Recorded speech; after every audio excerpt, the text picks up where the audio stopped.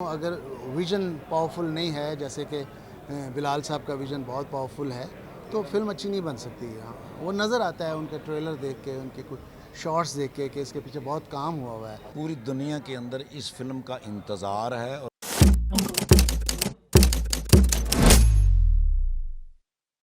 और the legend of Maula Jatt जो आ रही है, इससे कितनी तवक्कुआत हैं, कैसे रिवाइवल होगा इसके नतीजे में पाकिस्तान की सर फिल्म इंडस्ट्री? 100% मैं चूँकि पूरी दुनिया में फिरता हूँ, मैं इंतहाई आवारा आदमी हूँ इस सिलसिले में।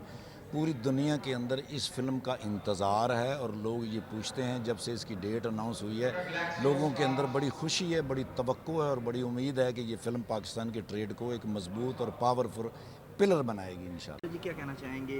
The legend of Maula Jatt आ रही है, जिद्दत का तड़का लगाया गया है उसको और इसके साथ साथ नया टैलेंट है जो बना रहा है इसको। कैसा देखते हैं फिल्म इंडस्ट्री के लिए, फिल्म रिवाइवल के लिए कितनी मुफीद साबित होगी?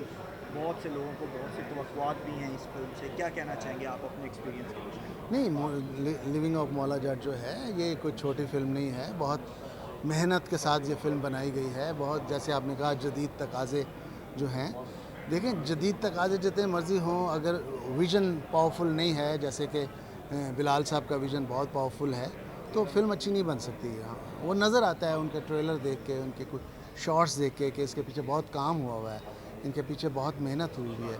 तो मैं यही समझता हूँ कि ये फिल्म इंडस्ट्री के एक संग मील साबित होगी, living legend of Maula Jatt. इंशाल्लाह इसके पीछे नए लोग हैं और बहुत मेहनती लोग हैं।